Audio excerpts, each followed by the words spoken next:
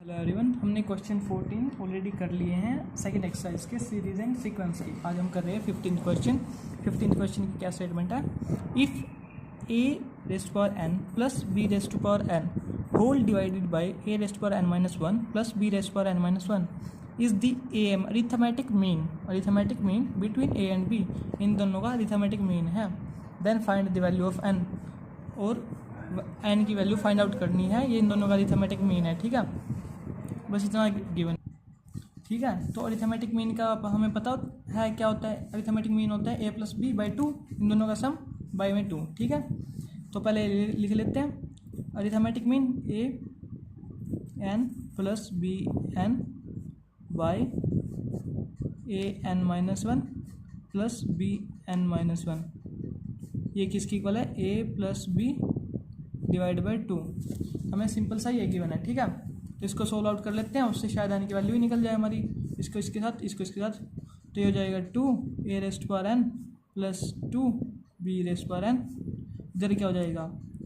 इसकी पहले इन दोनों के साथ, फिर इसकी इन दोनों के साथ, या फिर पहले लिख लेते हैं ए प्लस बी और a raised power n minus one plus b raised power n minus one. ठीक है, अब इधर तो क्या जाएगा? इधर तो ये जाएगा two a n plus two b n. इधर क्या बन जाएगा? इसकी जब इसके साथ करेंगे तो ए रेस्ट पावर एन हो जाएगा। ठीक है, अब इसको सोल्व आउट करके दिखा देता हूँ। ये कैसे लिखा होता है? अगर a raised power n minus one लिखा हुआ है तो इसका मतलब है ए एन बाई में ए। ठीक है, जब ये डिवाइड में होती हैं पावर, तो इनको वो बेस सेम हो, ये सेम हो, और डिवाइड में हो तो हम इसको इसके माइनस में लिख देते हैं, है ना। ठीक है, ऐसे ही होता है ना। हाँ, इसलिए ए रेस्ट पावर एन आएगा जब इसकी इसके साथ मल्टीप्लाई हुई। ठीक है, अब इसकी इसके साथ मल्टीप्लाई करनी है, plus a b raised power n minus one. ठीक है, अब इसकी इसके साथ plus b a raised power n minus one और plus b raised power n. ठीक है, इधर क्या? Two a raised power n plus two b raised power n. अब इन दोनों को इधर ले आते हैं, जिनकी पावर सिंपल है, नहीं तो दोनों इसमें है, तो ये भी इधर आ जाएगा a raised power n minus b raised power n. इधर प्लस में थे, इधर आगे माइनस में हो गए, और जिनकी कॉम्प्लिकेटेड पावर है इसको इधर लिख लेते हैं a b n minus one plus b a n minus one. ठीक है, यहाँ तक क्लियर है? अब इसमें से ये माइनस होगा क्योंकि ये टू है, ये वन है, तो यहाँ पे वन आ जाएगा। Simple a raised power n plus b raised power n. ठीक है, ये किसके इक्वल हो जाएगा? ये हो जाएगा इसके इक्वल।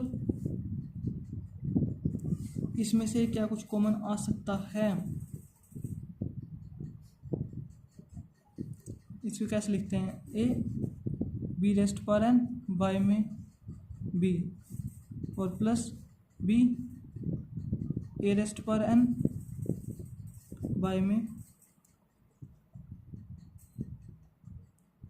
इधर क्या बाय में आएगा? इधर आएगा ए। ठीक है, ये आ गया। अब इसको सॉल्व आउट कर रहे हैं हम,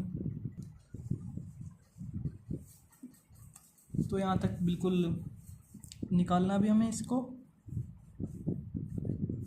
इसमें हम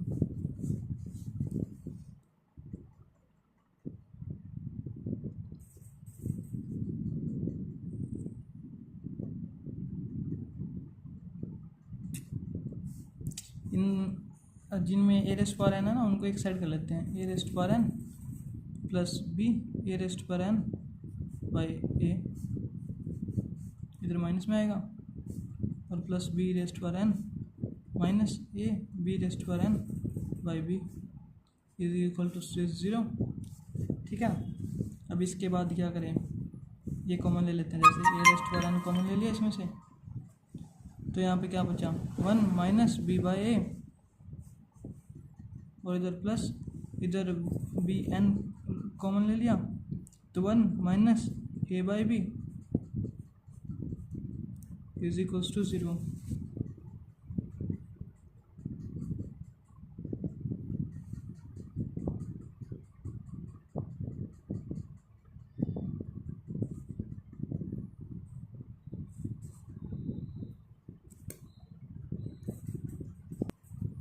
सो ये यहाँ तक आ चुका था हमारा।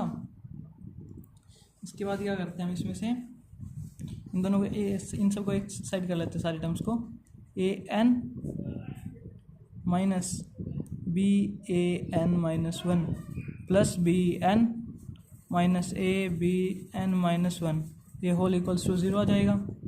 अब ए एन है, इसको लिख सकते हैं ए एन माइनस वन, ठीक है, ऐसे लिख सकते हैं ना। ये एक माइनस करके और इसके साथ मल्टीप्लाई में लेंगे।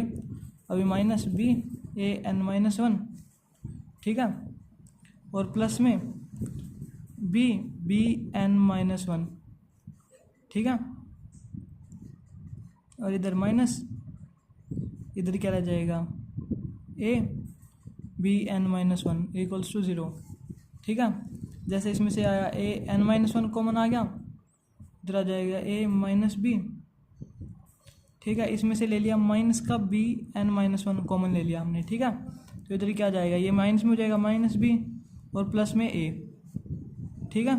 अब जब ये दोनों सेम है तो इनको एक साथ लिख देते हैं, इसको एक साथ लिख देते हैं। A n minus one minus b n minus one, और इधर क्या जाएगा a minus b is equals to 0, ठीक है। अब इसको इधर लेके आते हैं तो ये 0 के इक्वल हो जाएगा। तो यह क्या होएगा ए इक्वल्स बी, एक तो टर्म ये बनी और दूसरा ये क्या बना, यहाँ से अगर निकालते हैं तो ये बनेगा a n minus one minus b n minus one is equals to 0, a n minus one equals b n minus one, ठीक है। ये दो टर्म आई, तो ये सोल्व आउट होके ये आ गया था। इसके बाद हम इसको लेते हैं जैसे, ठीक है, a n minus one equals b n minus one. अगर इसको इसके डिवाइड कर देंगे, इसको इससे डिवाइड कर देंगे या इसको इससे डिवाइड कर देंगे, किसी एक को दूसरे डिवाइड कर देंगे, तो हमारे पास क्या आंसर आएगा 1। जैसे ए एन जब इक्वल चीज़ होती है तो उनको आपस में डिवाइड करते हैं, जैसे 5 इक्वल्स 5 है, अगर को 5 को 5 से डिवाइड करेंगे तो क्या आंसर आएगा 1 आएगा ना, ऑब्वियस सी बात है। B n minus one equals 1, ठीक है। अब a by b whole raised पर एन माइनस वन, इधर आएगा 1।